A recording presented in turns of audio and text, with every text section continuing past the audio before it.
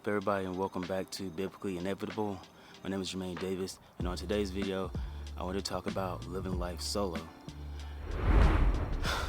We're in some perilous, crazy times, but obviously, times are going to get a lot more crazier than what it is right now, especially based off of Bible prophecy, which we are living in.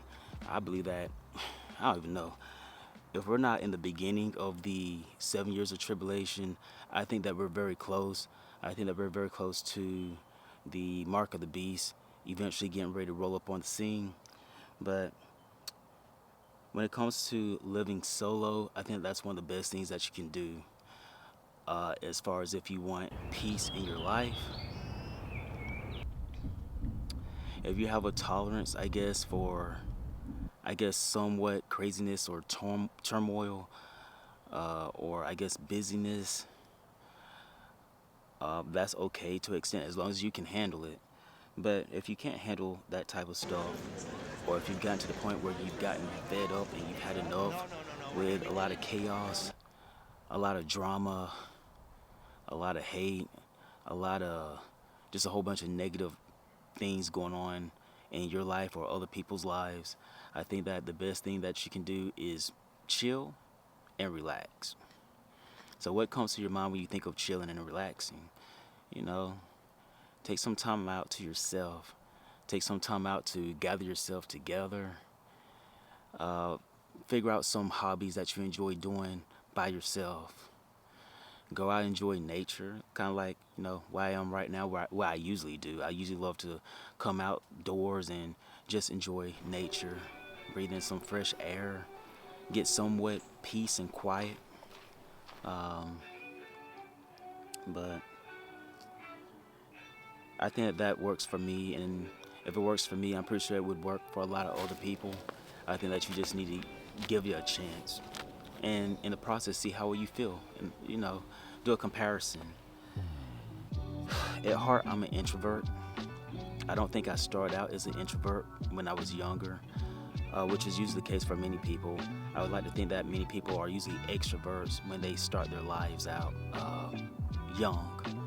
But as we mature, a lot of us become introvert, a lot of us become basically being to ourselves. And there's nothing wrong with that. If anyone has told you that there's something wrong with you being by yourself, they're telling a lie. There's nothing wrong with anybody being by themselves. Well, especially if you want to be by yourself. Usually if people want to be by themselves, it's for different reasons. I know that I like to be to myself to keep my sanity sometimes, especially when I've been around a lot of chaotic people. Some people that may just be extroverts at heart. Extroverts, the type of people that like to do a lot of talking. There's nothing wrong with that. If you're the type of person that's an extrovert and you enjoy a lot of company all the time, you like to hang out in crowds and groups of people.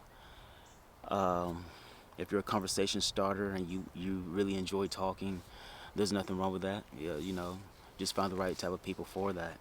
But me, I like my peace. I like my quiet for the most part. I don't necessarily want to be too quiet, but I think y'all get the gist. The reason why it's important for a lot of people to be to themselves, and the reason why I think that a lot of people need to start paying attention to being to themselves as opposed to a lot of other people, is because when you're dealing with a lot of other people, you have to take other people's lives and basically their lifestyles into consideration when you're around them, and they can have an effect on you depending on what type of people you put around you that you're allowed to hang out in your atmosphere. Those so-called friends of yours, you better make sure they're really your friends. That's an understatement, which usually requires me to repeat it again, but I'm not going to repeat it.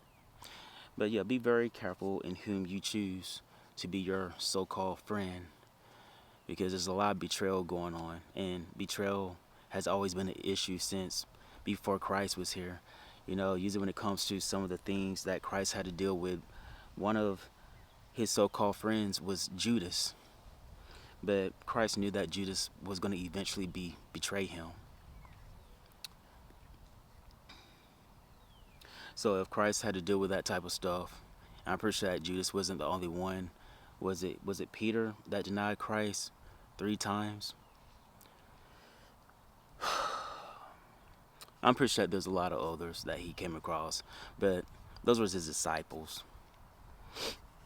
I'm a disciple of Christ, and I don't see myself betraying Christ ever.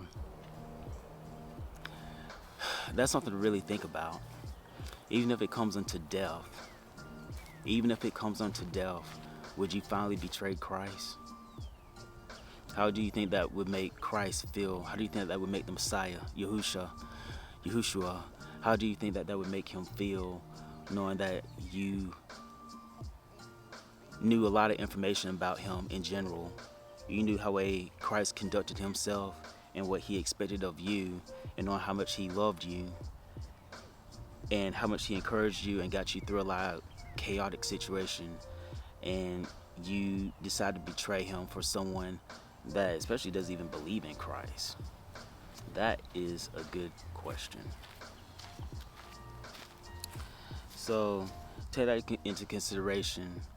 The Bible talks about basically not being unequally yoked with unbelievers. I don't know about you, but if someone is going to be my friend, and I had to learn this the hard way, for me to consider someone to be a friend, they have to believe in Christ.